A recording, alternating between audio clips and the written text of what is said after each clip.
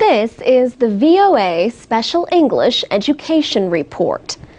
More than 40 of the 50 American states have approved what are known as the Common Core State Standards. These are lists of content that students are supposed to learn at each grade level from kindergarten to high school. State governors and schools chiefs led the effort to develop the standards.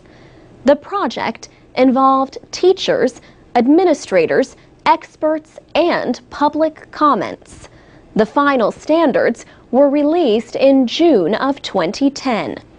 Acceptance is voluntary, but acceptance helped states that entered President Obama's $4 billion Race to the Top competition for school reform.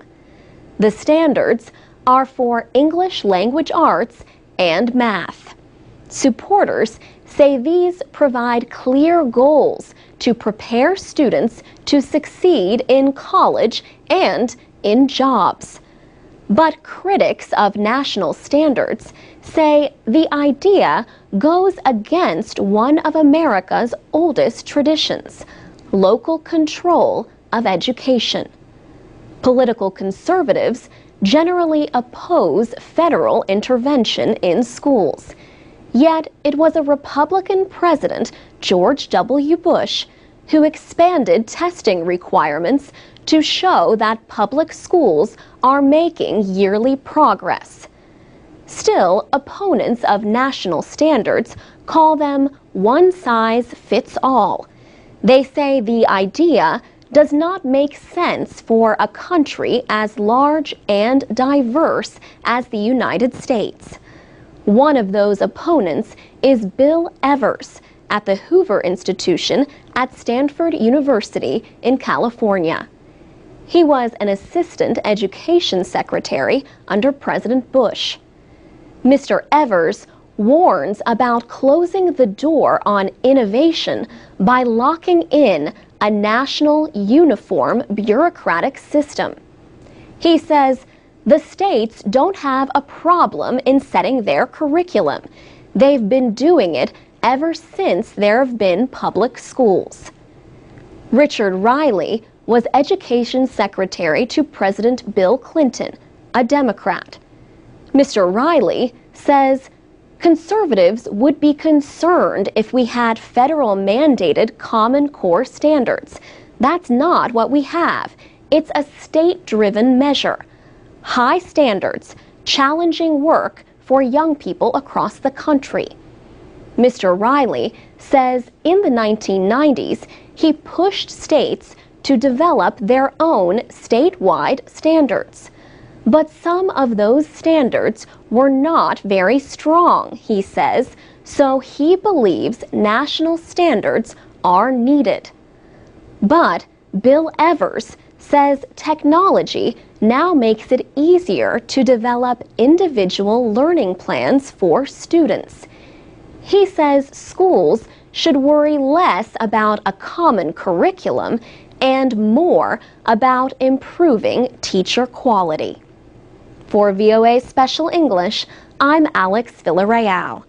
You can find a link to the Common Core Standards at voaspecialenglish.com.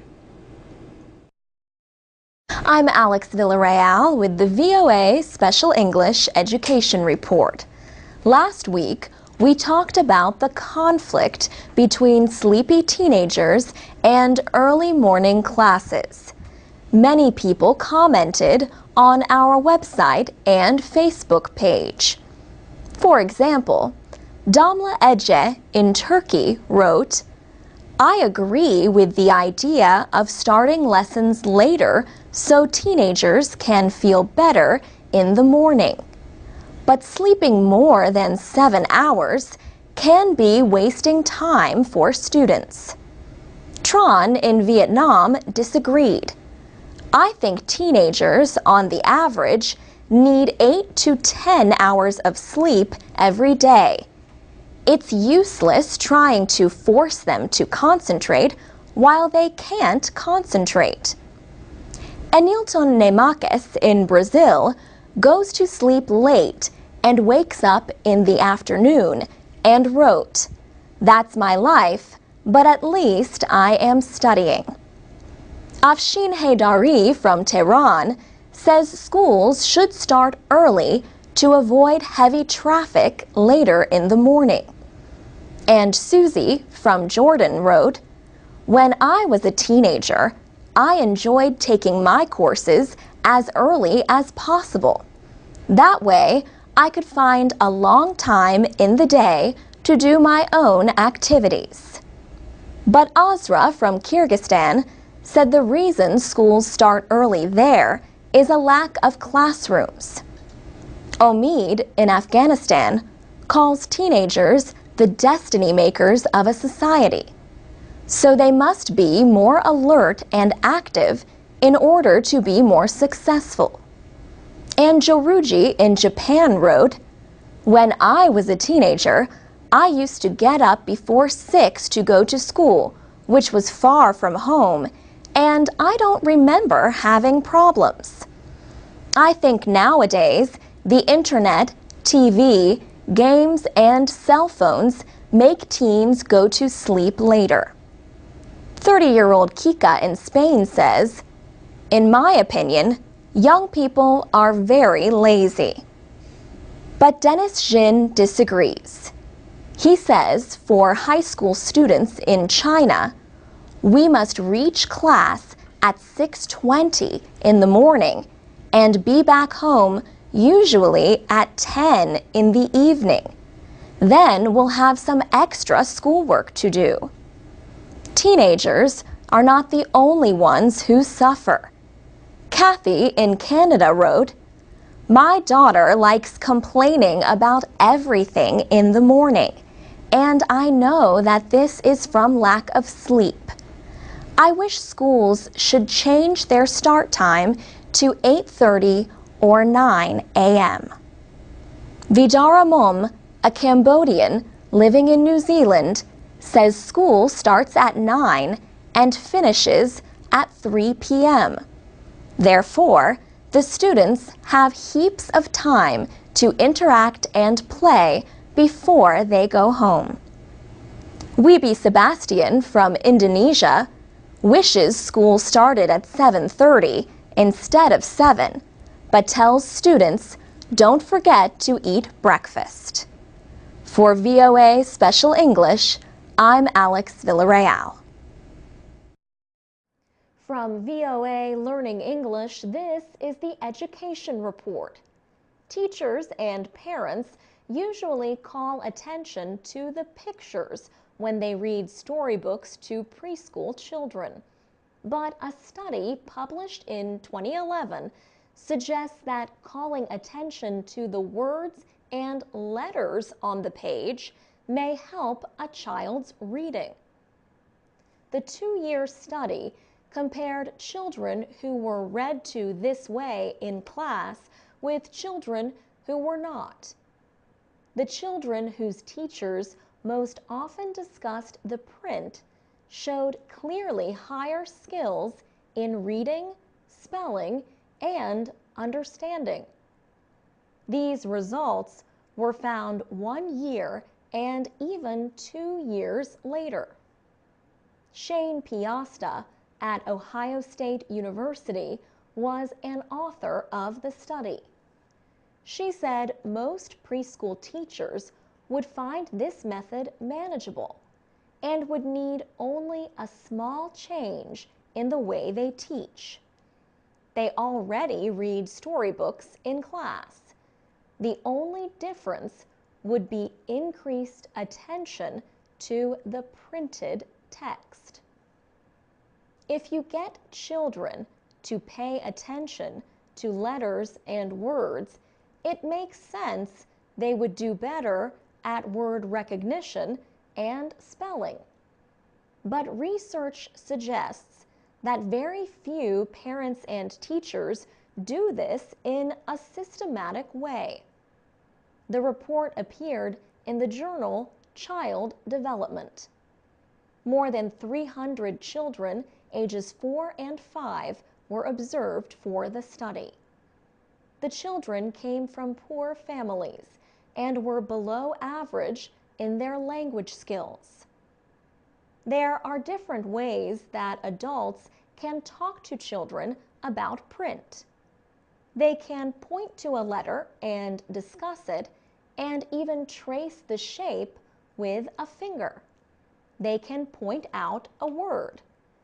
They can discuss the meaning of the print or how the words tell the story.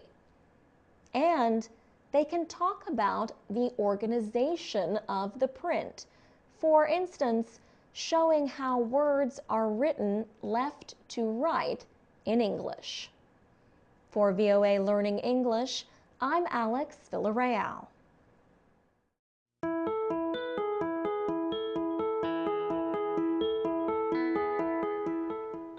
From VOA Learning English, this is the Education Report. It was not just another day in a classroom recently for some young people in Washington, D.C. These student volunteers visited the Smithsonian National Museum of Natural History to test a new program. Some students explored the mysteries of human bones. Other students examined an insect under a microscope. The student volunteers were among the first to help test a new exhibit, a new showing at the museum. The program has an unusual name, spoken as Curious and written as Q?RIUS. The exhibits are designed so young people can learn about science by taking part in experiments. The program combines the newest technologies and scientific equipment with more than 6,000 museum objects, both real and digital. Students from local schools helped develop the exhibit, which combines science and art. Teachers will bring their science students to the exhibit in the mornings. In the afternoons, the exhibits will be open to everyone. Many of the students already have their favorite activities at the center. 13-year-old Nate said he liked exploring the containers with dinosaur bones. Addie is 12 years old. She liked the bee display. She found that the bumblebee and the yellow bumblebee were very different when she examined them under a microscope. Another student, Ben, said he enjoyed an exhibit that lets people use their senses to learn. He said, for example, that a butterfly smells a little like tea. Involving the senses, smell, touch, hearing, is one of the exhibit's major goals. Curious can also be found online. For VOA Learning English, I'm Laurel Bowman.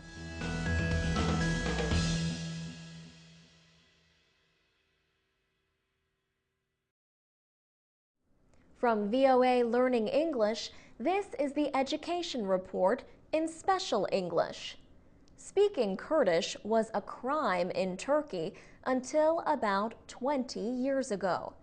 More recently, the government has eased some of its restrictions on the use of the language.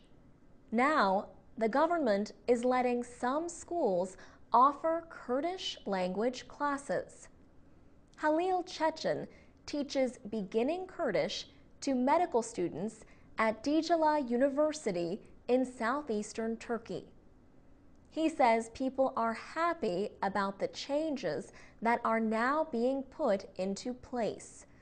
But he says people have been waiting a long time, 50 or 60 years. One student says he welcomes the classes. He speaks only a little Kurdish, he says, and he sees the classes as a big step, but they are only the beginning. He thinks learning Kurdish should be required, especially in health education. He says it would be even more successful if Kurdish were taught starting at a young age. The university is in the mostly Kurdish city of Diyarbakir. It is not far from the border with Syria.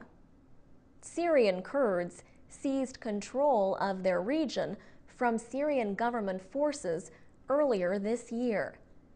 Now, children are learning Kurdish as a first language. Kurds in neighboring Iraq have had that right for years. But Turkish Prime Minister Recep Tayyip Erdogan recently rejected calls for Kurdish education in the mother tongue. He called it a terrorist demand of the Kurdish rebel group known as the PKK. The Prime Minister says there is no such thing as education in the mother tongue. He says the country's official language is Turkish. Kurdish politicians face increasing pressure if they violate language restrictions.